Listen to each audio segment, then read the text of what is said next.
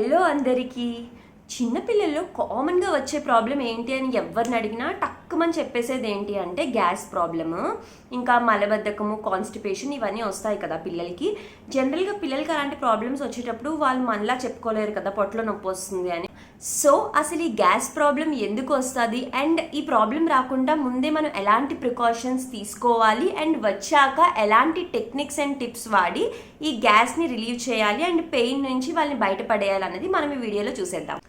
So మొదటిగా అసలు ఈ గ్యాస్ ఎందుకు ఫామ్ అవుతుంది అనేది మనం చూసుకుంటే, firstly one of the reason ఏంటి అంటే వాళ్ళు ఎప్పుడైనా ఎక్కువ ఏడ్చారనుకోండి, ఏడ్చేటప్పుడు గాలిని ఎక్కువ స్వాలో చేస్తారు కదా, సో దానివల్ల కూడా అది గ్యాస్గా ఫామ్ అయిపోద్ది అనమాట. నెక్స్ట్ ఇంకొకటి ఏంటి అంటే, మీరు కనుక బ్రెస్ట్ ఫీడింగ్ చేస్తే ఖచ్చితంగా మీ డైట్ యొక్క ప్రభావం పిల్లల పైన కనిపిస్తుంది. అది జనరల్గా కనపడు అని కొంతమంది అంటారు, కానీ దాని ప్రభావం అయితే కొంచెం ఉంటుంది. సో దానివల్ల కూడా పిల్లలకి గ్యాస్ ఫామ్ అవుతుంది.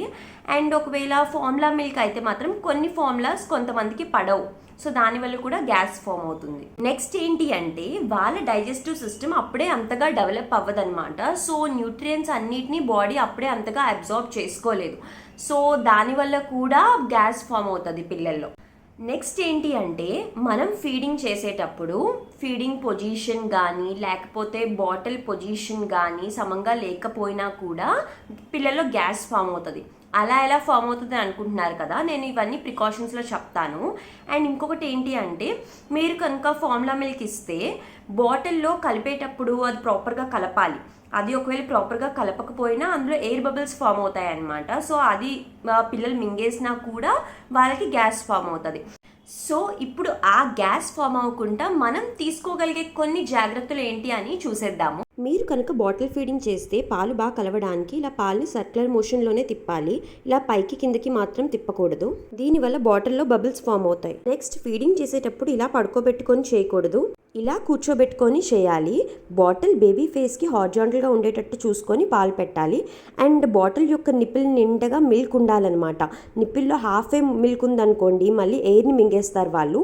అండ్ నిపిల్ సైజుని బట్టి కూడా ఎయిర్ స్వాలో చేస్తారు. ఫాస్ట్ ఫ్లో నిపిల్ అయితే ఎక్కువ పాలు వచ్చేస్తాయి, దాంతోపాటు ఎయిర్ కూడా వచ్చేస్తుంది. సో ఏజ్ పెరిగినా కూడా స్లో ఫ్లో నిపిలే వాడండి.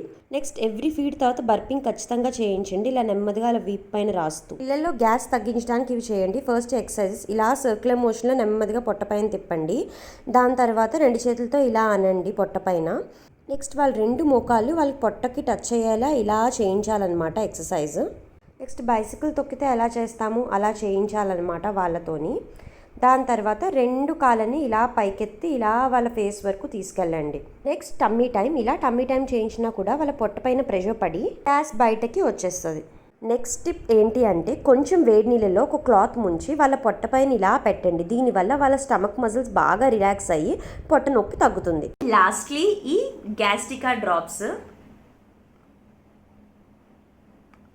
సో బేసికల్లీ ఈ గ్యాస్ట్రికా డ్రాప్స్ అనేది బాగా కోలిక్ పెయిన్ వచ్చినప్పుడు, పొట్ట నొప్పి బాగా ఎక్కువ వచ్చినప్పుడు అనమాట. సో ఇది ఎంత వాడాలి అనేది విత్ ఏజ్ మారిపోద్ది అనమాట. ఇది జస్ట్ లాస్ట్ ఆప్షన్గానే మీరు ఉంచుకోండి, అంతేగాని ఇమీడియట్గా వాడాల్సింది అయితే మాత్రం కాదు. ఫస్ట్ ఏదైనా జనరల్గా పెయిన్ ఉన్నా చిన్న ఏదైనా కొంచెం రిలీఫ్ కోసం ముందు నేను చెప్పిన రెమెడీస్ అని ట్రై చేయండి. ఒకవేళ అది వర్కౌట్ అవ్వకపోతే మీ పీడియాట్రిషియన్ని కన్సల్ట్ చేసి మాత్రం ఈ డ్రాప్స్ తీసుకోండి. సో వీడియో మీకు నచ్చినా కొంచెం ఉపయోగపడుతుందని అనిపించినా దయచేసి లైక్, కామెంట్, షేర్ చేయండి. అండ్ మీరు కనుక ఇప్పటివరకు సబ్స్క్రైబ్ చేసుకోకపోతే సబ్స్క్రైబ్ చేసుకోండి. మనం ఇంకా మంచి ఉపయోగపడే ఇన్ఫర్మేషన్ అన్నీ షేర్ చేసుకుందాం, ఓకేనా?